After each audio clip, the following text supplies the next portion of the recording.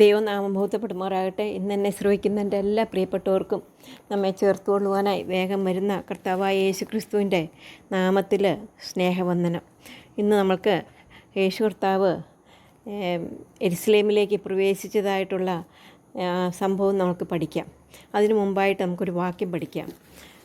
മത്തായി എഴുതിയ സുവിശേഷം 21 അധ്യായത്തിൻ്റെ 2-3 വാക്യം. ഇച്ചിരി വലിയ വാക്യമാണ്, എന്നാൽ അത് ഈസി ആയിട്ട് പഠിക്കാൻ എളുപ്പമുള്ളതാണ്. അവിടെ നമുക്ക് വാക്യം പഠിക്കാം. നിങ്ങൾക്ക് എതിരെയുള്ള ഗ്രാമത്തിൽ ചെല്ലുവീൻ, അവിടെ കെട്ടിയിരിക്കുന്ന ഒരു പെൺകഴുതയെയും അതിൻ്റെ കുട്ടിയെയും നിങ്ങൾ ഉടനെ കാണും. അവയെ അഴിച്ചു കൊണ്ടുവരുവീൻ.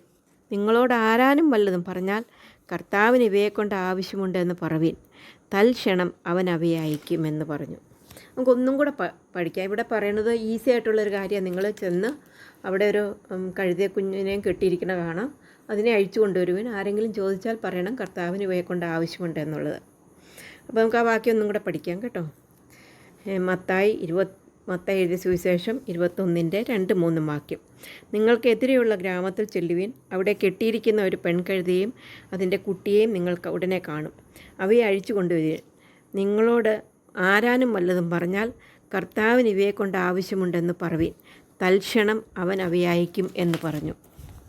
കർത്താവ് ശിഷ്യന്മാരും യെരുശലേമിലേക്ക് യാത്ര ചെയ്ത് ഒലു മലയരികെ ബേത്ഫഗയിലെത്തി. യേശു 2 ശിഷ്യന്മാരെ അയച്ചിട്ട് അവരോട് പറഞ്ഞു, നിങ്ങൾക്ക് അവിടെയുള്ള എതിരെയുള്ള ഗ്രാമത്തിൽ ചെല്ലുവിൻ, അവിടെ ഒരു പെൺകഴുതയും അതിൻ്റെ കുട്ടിയെയും നിങ്ങൾ കെട്ടിയിരിക്കുന്നത് കാണാം. അതിനെ നിങ്ങൾ അഴിച്ചു കൊണ്ടുവരണം.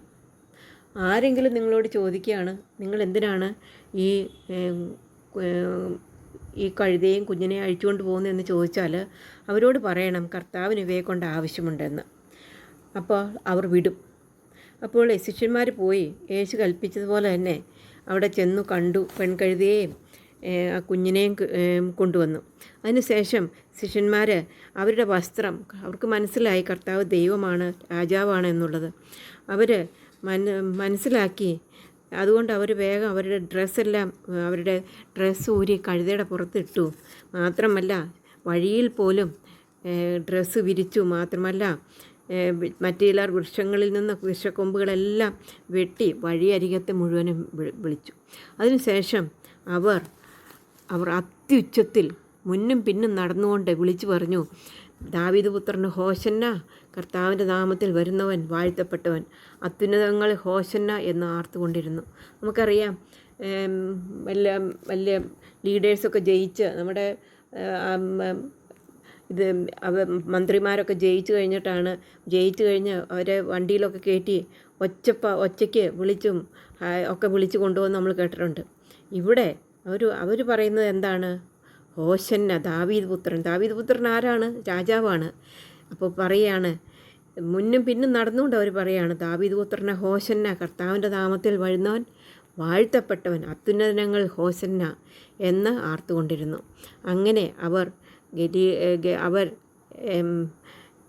യെരുശലേമിലേക്ക് പ്രവേശിച്ചു എന്ന് കാണുവാനായിട്ട് സാധിക്കും. യേശു രാജാവാണ്.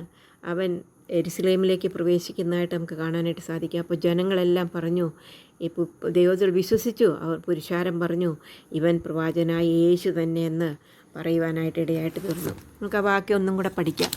മത്തായി സുവിശേഷം 21-2-3.